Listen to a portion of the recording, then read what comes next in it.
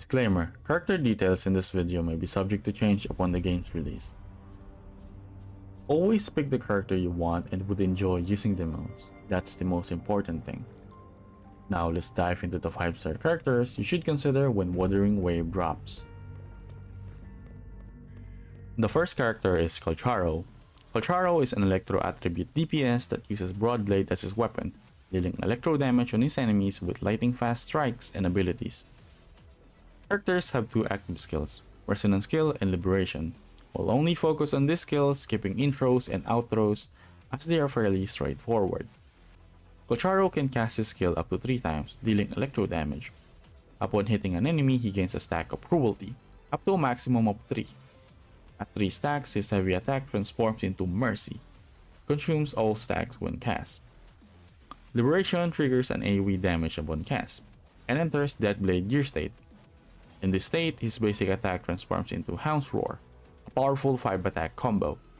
During Deathblade Gear, Cruelty and Mercy are replaced with Killing Intent and Death Messenger. Killing Intent can stack up to 5 times but can only be obtained through hits with Hound's Roar.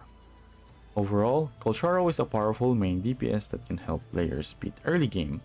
If you want a badass character that deals a lot of damage, Calcharo might be for you.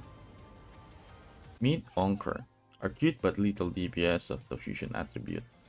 With Rectifier as her weapon, she unleashes devastating heat on enemies.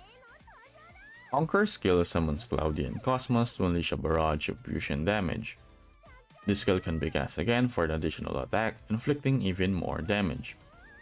When Encore's Dissonance gauge is full, casting a heavy attack triggers her Dissonance state, reducing damage taken and dealing damage at the end, consuming all Dissonance. During Dissonance state, you can switch to another character and she will stay on the field until the end of casting. Using her Liberation unleashes Cosmos Rampage, causing Cosmos to appear and attack enemies when Encore deals damage. Overall, Encore's kit is interesting, dealing good amount of damage while tanking some during her Dissonance state. If you want someone that can be main or sub DPS, Encore might be a good choice for you. Lingyang. Lingyang excels in close quarter combats and agile movements using Lion Dance in his attacks. He uses a gauntlet and deals glacial damage against his enemy. Lingyang's skill combos with his basic attack, inflicting glacial damage.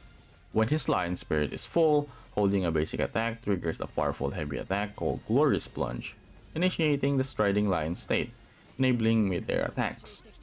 Upon using Liberation, Lingyang boosts his glacial damage bonus and extends the duration of Striding Lion state.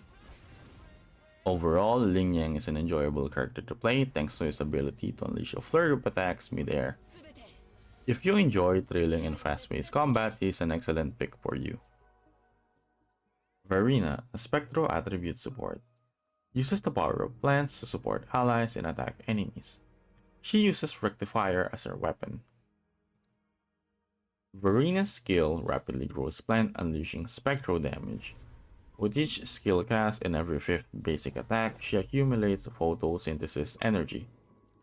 By doing a heavy attack with this available, she uses 1 layer to gain energy and heal. Upon activating Liberation, she adds a photosynthesis mark to her enemies, dealing spectral damage and restoring health to allies upon hitting marked targets. Additionally, each time she casts a skill, Liberation, or Outro, she enhances the team's attack. Also, her Outro skill not only heals the team, but also boosts their overall damage output. It's a separate buff as far as I know. Overall, Verina is probably the best character you can get at the start of the game, as her kit not only provides healing but also increases your overall team's damage. If you don't care about anything else but meta, she's your go-to character. Born and raised in a Taoist sect, Jianxin uses Gauntlet as an arrow attribute support, using martial arts to support allies on the field. Long pressing her skill makes her unable to parry enemy attacks in a stance. A successful parry makes her immune to damage while triggering an arrow counter attack. Releasing the skill interrupts the stance, launching an attack early. When her chi is at peak, doing a heavy attack starts the primordial chi spiral. This accumulates chi, increasing her resistance to interruption and reducing incoming damage. Additionally, she gains a shield and another shield granted after completing the charge. She also heals while the shield remains active. Similar to Verina, her outro skill provides a damage buff, specifically for liberation damage. Jianxin's liberation creates a vortex pulling in enemies and dealing damage. After liberation ends, additional damage is dealt on enemies within range. Overall, Jianxin seems like a strong character, providing shields, healing, and crowd control.